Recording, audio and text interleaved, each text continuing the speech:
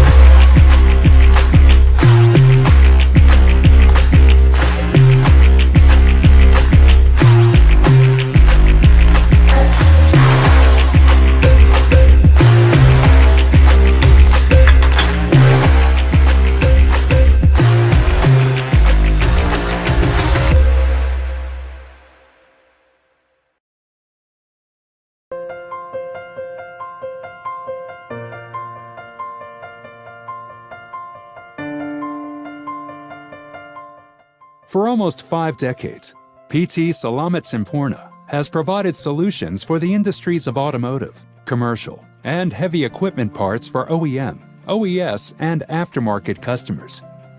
Led by our vision and mission, PT Salamat Semporna is poised to compete in international markets and committed to providing the best service to our customers. PT Salamat Semporna is part of the ADR group of companies.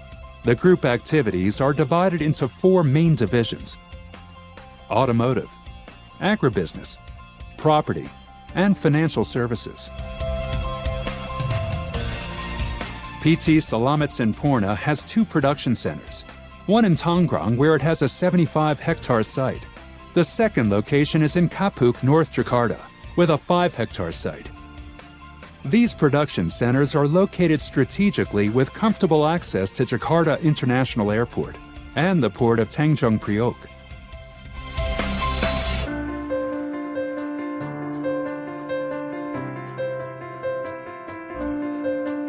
To be able to manufacture high-quality products reliably, we employ high-precision equipment coupled with modern manufacturing processes.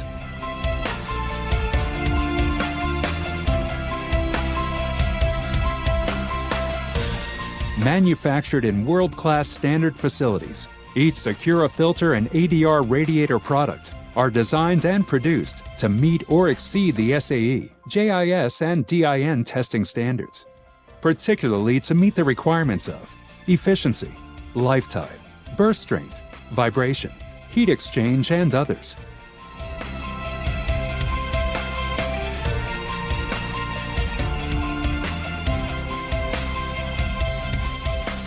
Our laboratory meets international quality standards, ISO IEC 17025-2005 by CAN accreditation. CAN is the Indonesian accreditation for testing standards, and hence we're able to test similar products from third parties. Our trademarks have been registered in more than 120 countries all over the world. Secura filter and ADR radiator offer the largest range of applications for more than 10,000 part numbers. We cover automotive, commercial, heavy equipment, marine and industrial for American, European, and Asian applications. With export destinations of more than 120 countries, we strive to distribute all Secura filter and ADR radiator products in the highest quality to meet global needs. Focus and dedication to quality and changing business environments will ensure that our customers' business model needs are secured. Whether they are Secura filter or ADR radiator, they will continue to lend confidence to the end user.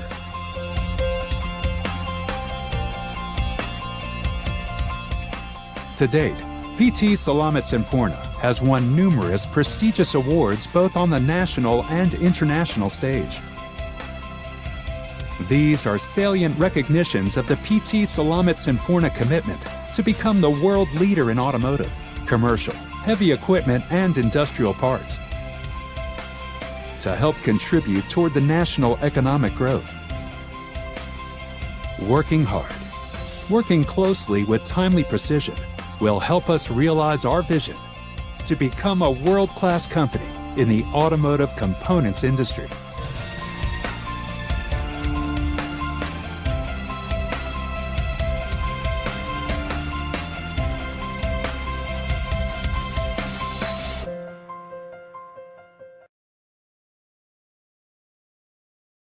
Selamat siang para hadirin yang kami hormati, salam sejahtera untuk kita semua. Terima kasih kami ucapkan atas kehadiran Bapak dan Ibu dalam acara Public Expose Live 2021 dalam rangka 44 tahun diaktifkannya kembali Pasar Modal Indonesia. Perkenalkan, nama saya Fani Asrela selaku moderator yang akan memandu acara pada siang hari ini. Acara pada siang hari ini akan diisi dengan pemaparan dari PT Selamat Sempurna Tbk. Sebagai informasi, PT Selamat Sempurna Tbk telah tercatat di Bursa Efek Indonesia sejak tanggal 9 September 1996 dengan kode perdagangan SMSM. Bertepatan dengan hari ini juga merupakan peringatan ke-25 tahun sejak pertama kali SMSM dicatatkan di Bursa Efek Indonesia. PT Selamat Sempurna Tbk bergerak di bidang industri alat-alat atau perlengkapan kendaraan bermotor, alat-alat berat, dan mesin lainnya, serta kegiatan distribusi, sehingga masuk dalam sektor barang konsumen non-primer. Hadirin yang kami hormati, saat ini juga telah hadir perwakilan dari manajemen perusahaan PT Selamat Sempurna Tbk. Yang pertama ada Bapak Surya Hartono selaku Komisaris Utama. Selamat siang Bapak Surya. Selanjutnya ada Bapak Ang Andi Pribadi selaku Direktur Keuangan. Selamat siang Bapak Andri. Selamat siang. Kemudian yang terakhir ada Ibu Lidiana Wijoyo selaku Corporate Secretary. Selamat siang Ibu Lidiana. Ya, selamat siang. Baik. Hadirin yang kami hormati, dalam hal terdapat pertanyaan yang ingin disampaikan kepada manajemen perusahaan, kami persilakan kepada Bapak dan Ibu untuk dapat menyampaikan pertanyaan melalui fitur Q&A yang tersedia pada aplikasi Zoom. Kami akan membacakan pertanyaan tersebut pada sesi tanya jawab setelah pemaparan selesai. Kami juga ingin menginformasikan bahwa pada akhir acara nanti akan ada pengundian door prize. Apabila Bapak dan Ibu ingin berpartisipasi, Bapak dan Ibu dapat mengisi kuesioner pada link yang kami sediakan dalam running text yang akan ditayangkan di layar Bapak dan Ibu. Selanjutnya, kita akan memulai acara pada siang hari ini dengan pemaparan dari PT Selamat Sempurna Tbk. Kepada Ibu Lidiana, kami persilahkan untuk memberikan pemaparan. Terima kasih.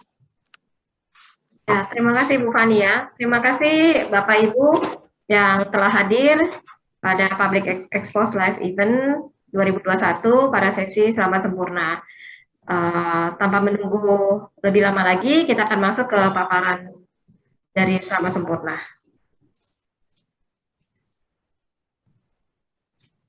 Ya, ini berikut kami sampaikan mengenai informasi singkat dari Selamat Sempurna. Perseroan merupakan flagship dari ADR Group dan merupakan perusahaan filter terbesar di kawasan regionnya. Kemudian produk kami telah diekspor ke lebih dari 120 negara dengan main produk filter dan radiator. Untuk trademark sendiri juga telah diregister di lebih dari 100 negara.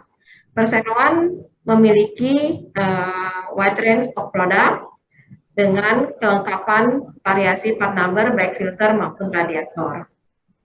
Next. Berikutnya adalah ini kami sajikan mengenai komposisi pemegang saham per 30 Agustus 2021, di mana PT Agrindo Perkasa adalah majority dari pemegang saham. Berikutnya, ini adalah fasilitas produksi perseroan yang beroperasi di Indonesia, yaitu di Kapuk untuk produk radiator dan di Tangerang untuk produk filter dan ada produk. Kapasitas produksi juga cukup besar, untuk radiator mendekati 2 juta pieces per tahun, sementara untuk filter 96 juta untuk per tahun untuk kapasitas di Indonesia. Next. Berikutnya, ya ini kita akan sajikan sekilas saja untuk produk-produk utama perseroan dan produk lainnya. Berikutnya,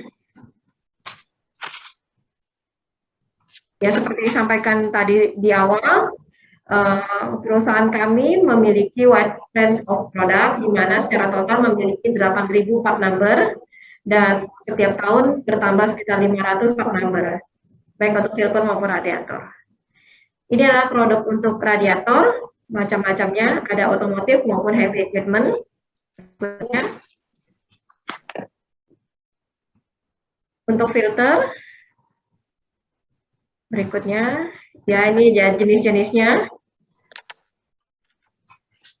Ini adalah mengenai range maupun sub-range dari heavy equipment, di mana perseroan juga tidak hanya bermain di otomotif, juga bermain di heavy equipment. Produk lain yang merupakan produk dari subsidiary perseroan, yaitu Hidraksa Perkasa. Berikutnya, ini juga merupakan produk lain dari perseroan.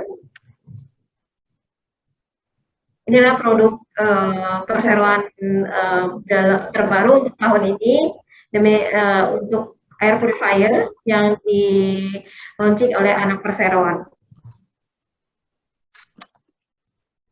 Berikutnya, ya ini adalah daftar OES yang disuplai oleh perseroan hingga saat ini. Demikian juga selama memproduksi, perseroan juga memiliki bantuan teknis dari pemain global dunia, baik untuk produk filter maupun radiator. Berikutnya, ini adalah tampilan khusus perseroan dengan entitas anak maupun asosiasinya. Berikutnya, ini hanya menyajikan mengenai penjualan laba bersih. Berikutnya, laba bersih. Berikutnya ada pertumbuhan pembayaran dividen tanpa terputus. Berikutnya, nah kita akan masuk ke dalam ringkasan kinerja untuk semester pertama 2021. Untuk semester pertama 2021 ini, penjualan bersih perseroan mengalami peningkatan 35%, periode berjalan mengalami peningkatan 55%.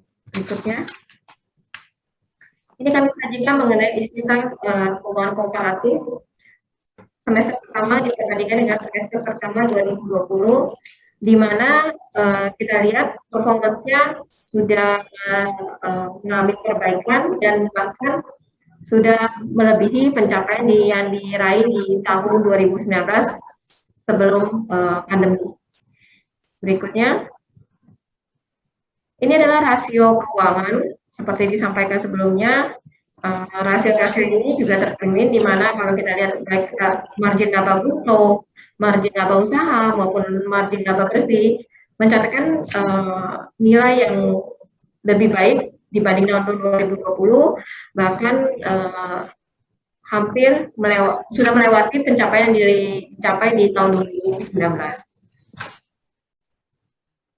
Berikutnya, ini adalah kinerja penjualan baik di Indonesia kita mengalami peningkatan cukup baik, dan juga untuk overseas juga mengalami peningkatan yang cukup baik. Demikian juga untuk per produk.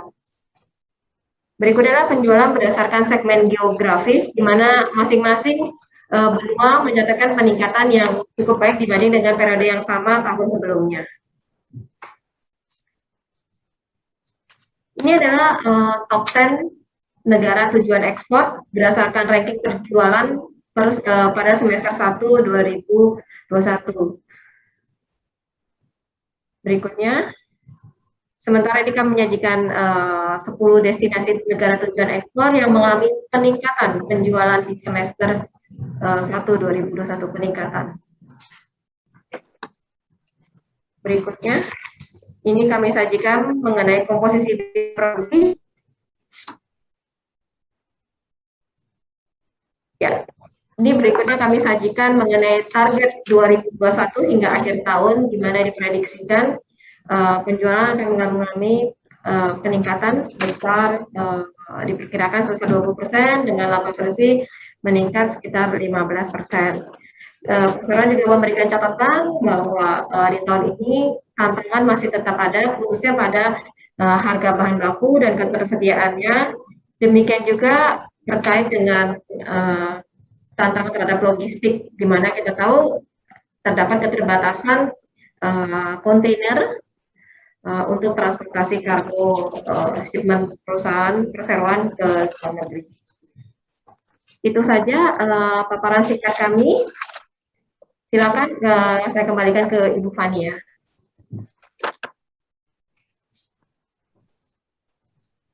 Terima kasih kepada Ibu Lidiana atas pemaparannya.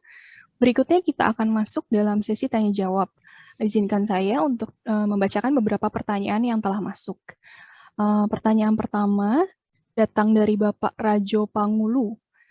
Bapak Rajo Pangulu memberikan 3 pertanyaan. Yang pertama adalah bagaimana rencana ekspansi perseroan dalam jangka panjang?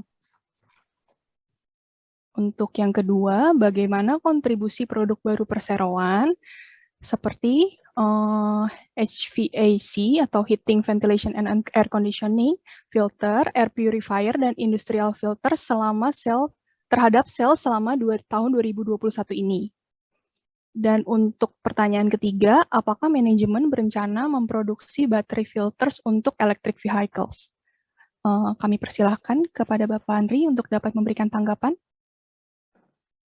Ya, terima kasih Ibu Fania. Rencana ekspansi, kami melihat belum ada keperluan untuk melakukan ekspansi karena pada saat ini utilisasi perusahaan masih cukup belum terlalu tinggi, masih sekitar 50-60%. Jadi ke depannya kami belum melihat ada perlunya capex yang besar untuk ekspansi perseroan. Itu yang pertama. Yang kedua, untuk produk baru, ya saya rasa untuk produk baru memang yang sedang kita kembangkan itu terutama HVAC dan untuk air purifier, karena juga terkait dengan pandemi akhir-akhir ini. Sedangkan tadi untuk industrial filter itu merupakan produk yang sudah lama kita tekuni. Nah, kemudian kalau untuk perkembangan salesnya, HVAC memang masih belum banyak berkembang karena perlu waktu, karena mempunyai distribution channel yang berbeda, dan kita terus sedang memperbaiki untuk proses marketingnya. Sedangkan untuk air purifier yang kita mulai pada tahun ini, awal tahun ini, kelihatan cukup menggembirakan perkembangannya karena terkait juga pandemik. Sekarang saat ini sudah ada 3 tipe air purifier, Di samping itu juga kita sedang menggalakkan replacement filternya untuk amplifier dengan berbagai macam merek, bukan hanya Sakura saja, tetapi juga untuk merek-merek terkenal lainnya. Dan kami lihat ini harapannya sangat besar, di mana demand-nya sangat besar juga. Sekarang juga kesadaran masyarakat terhadap kesehatan, terutama terhadap kebersihan udara sangat tinggi, sehingga penjualannya memperlihatkan pertumbuhan yang cukup baik gitu.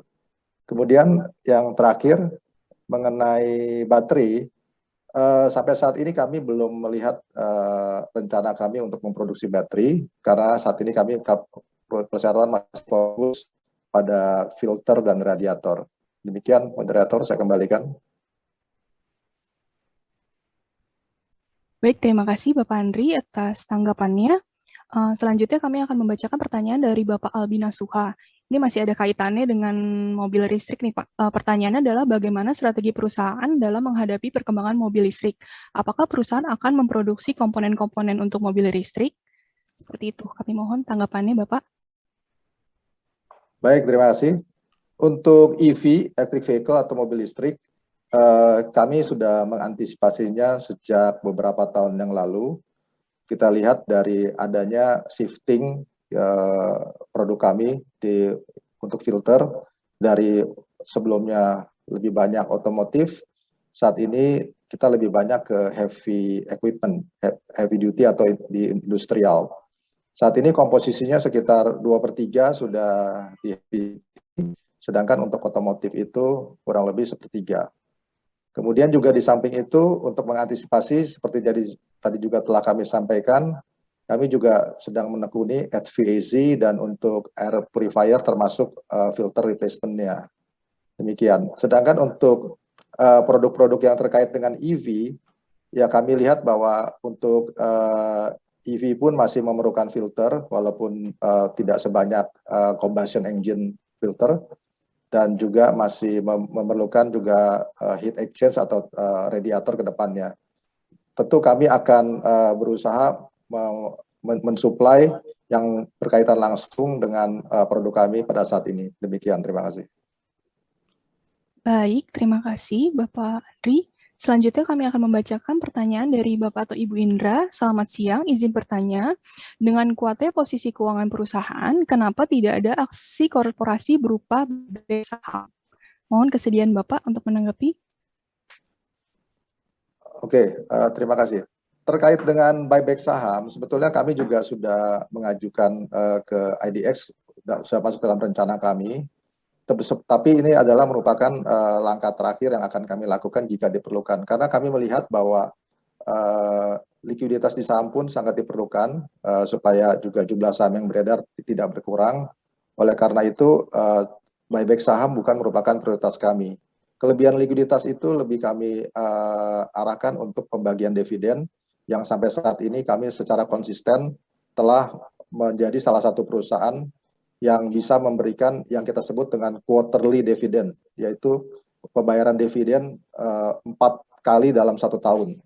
Dan ini tentu juga adalah sesuatu hal yang baik untuk investor. Demikian, terima kasih.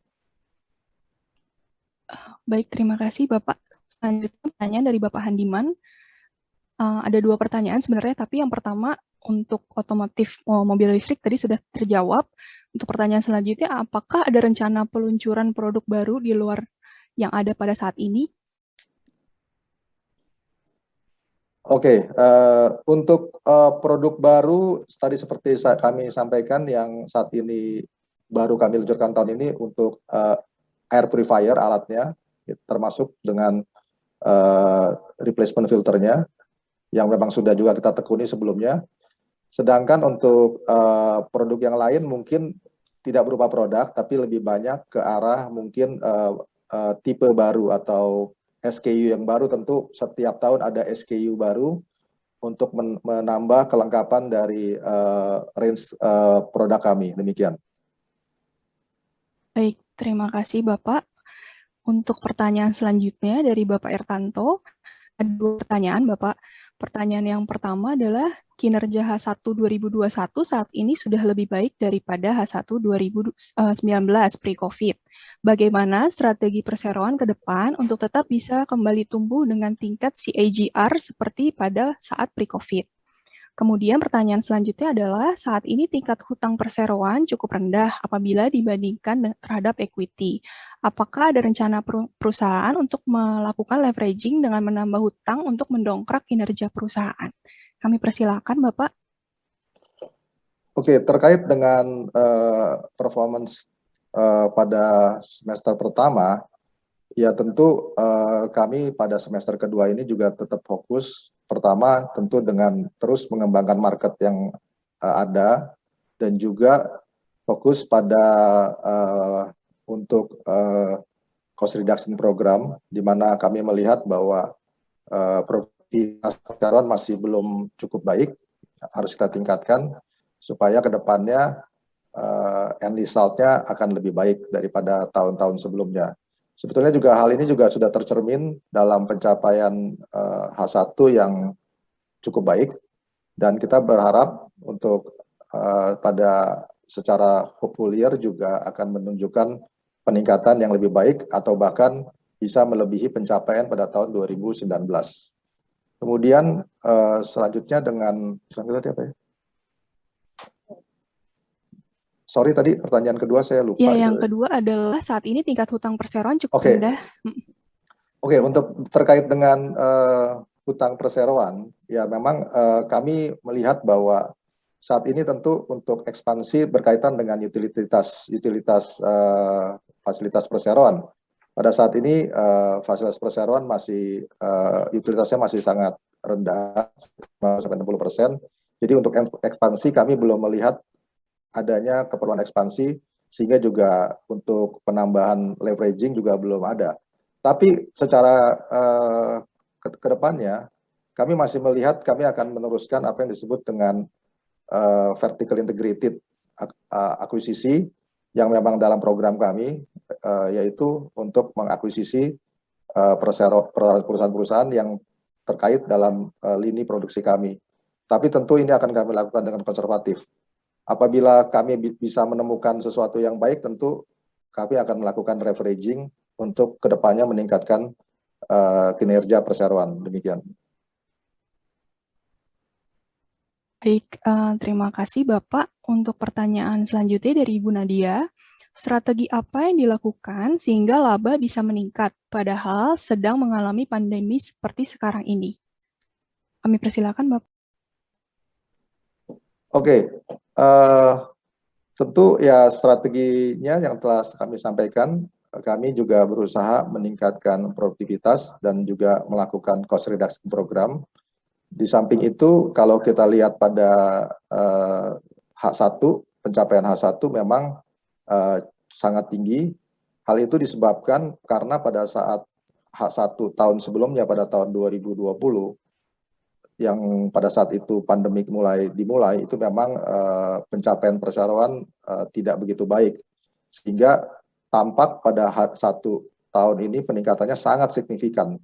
Bahkan melebihi, kalau tadi disampaikan, sekitar 30% ya pada sales, dan sekitar 50%-an lebih pada bottom line. Kedepannya tentu kami melihat masih banyak potensi perbaikan di semua lini produksi, dan kami juga ternyata juga cukup berhasil. Kalau kita lihat tadi seperti disampaikan pada cost structure perseroan, di mana walaupun saat ini kondisi harga bahan material yang sebagian besar merupakan bahan-bahan komoditi meningkat cukup signifikan, seperti plat baja, kemudian kertas, karet, aluminium, copper, brass, dan lain-lain, kami dapat melakukan perbaikan dengan mengurangi pada sisi labor dan overhead perseroan, sehingga pada akhirnya capaian end result-nya masih tetap baik. Demikian. Baik, terima kasih Bapak. Ini pertanyaannya banyak sekali terkait electric vehicle nih Pak. Ya, Iya Bapak, yang selanjutnya dari Bapak Kristiadi, apakah ada langkah antisipasi akibat tren electric vehicle karena banyak spare part menjadi tidak digunakan di electric vehicle? iya, terima kasih. Saya rasa memang isu electric vehicle sangat menarik, terutama bagi investor yang melihat kebutuhan akan komponen otomotif ke depannya. Dan bagi kami tentu eh, kami sangat memperhatikan perkembangan electric vehicle, dan kami juga banyak melihat riset-riset terhadap electric vehicle sebetulnya, bahwa kami melihat bahwa khususnya untuk perseroan, karena kalau komponen otomotif itu banyak sekali, kalau dari perseroan di mana kita spesialisasinya di filter radiator, tentu memang permintaan terhadap filter dan radiator akan menurun seiring dengan pertumbuhan electric vehicle. Tapi ya perlu diingat bahwa perseroan pertama lebih fokus pada market, yaitu di pasar pengganti, di mana pasar pengganti ini secara jangka panjang akan lebih stabil dibandingkan dengan untuk OEM. Yang kedua, juga kami juga sudah mengantisipasi untuk electric vehicle ini dengan shifting untuk produk dari sebelumnya lebih banyak otomotif, sekarang kami lebih banyak di heavy equipment, heavy duty, seperti untuk pertanian, konstruksi, marine, pertambangan, dan lain-lain, yang sepertinya masih lebih panjang untuk menggunakan listrik ke depannya. Di samping itu juga tadi kami sampaikan bahwa untuk bisnis filter, HVAC untuk rumah sakit, gedung perkantoran, gedung-gedung lainnya juga itu kebutuhannya juga banyak, dan itu juga kami sedang fokuskan. Juga untuk home appliances seperti air purifier yang saat ini juga merupakan satu kebutuhan yang signifikan dalam menghadapi pandemik ini juga tentu sangat besar. Kami percaya untuk perseroan siap untuk menghadapi electric vehicle ke depannya. Dan kalau berdasarkan riset juga electric vehicle ini tentu masih sangat panjang, di mana beberapa riset melihat bahwa akan terjadi perubahan yang sangat signifikan, di mana apabila penjualan electric vehicle itu lebih besar daripada penjualan combustion engine yang akan terjadi masih panjang, mungkin sekitar masih 20 tahunan. Jadi untuk 20 tahun itu kami rasa kami siap untuk melakukan shifting yang lebih baik dalam menghadapi electric vehicle ini. Terima kasih. Baik, terima kasih Bapak atas tanggapannya.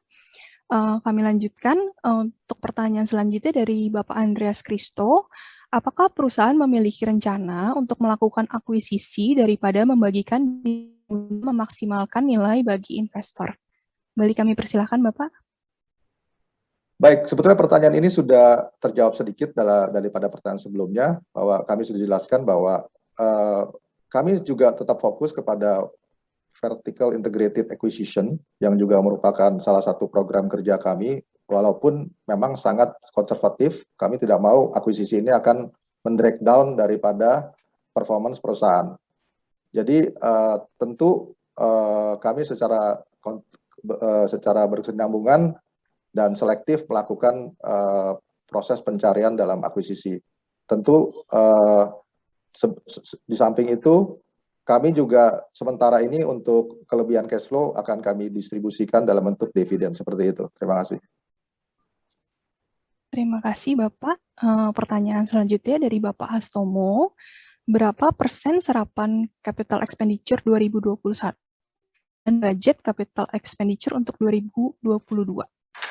Kami persilahkan Bapak. Ya, untuk tahun 2021 ini capital expenditure secara konsolidasi itu diperkirakan sekitar 150 miliar karena adanya pembelian warehouse di anak perusahaan kami di Thailand, kurang lebih sekitar 40 miliar. Pada umumnya capex kami setiap tahun kurang lebih sebesar 100 miliar, tapi tahun 2021 ini sedikit meningkat seperti yang tadi saya jelaskan. Kemudian untuk Maaf, untuk serapannya, jadi untuk tahun 2021 ini sampai dengan ini sudah mencapai 70% kurang lebih. Kemudian untuk CAPEX tahun 2022, ya kami perkirakan kembali normal akan sekitar 100 miliar CAPEX-nya, terutama ditujukan untuk regular CAPEX seperti untuk maintenance CAPEX dan lain-lain. Terima kasih. Terima kasih Bapak. Untuk pertanyaan selanjutnya datang dari Bapak Alianto. Apa perubahan destruktif yang perusahaan lihat untuk 5 tahun ke depan yang akan menjadi ancaman bagi perusahaan? Dan apa rencana jangka panjang perusahaan untuk tetap bisa tumbuh double digit selain akuisisi vertikal? Kembali kami persilakan Bapak. Oke, terima kasih. Sampai saat ini kami tidak melihat adanya perubahan yang destruktif ya, dalam arti destruktif itu mungkin ya berbahaya atau bisa merusak kondisi perusahaan secara kedepannya gitu.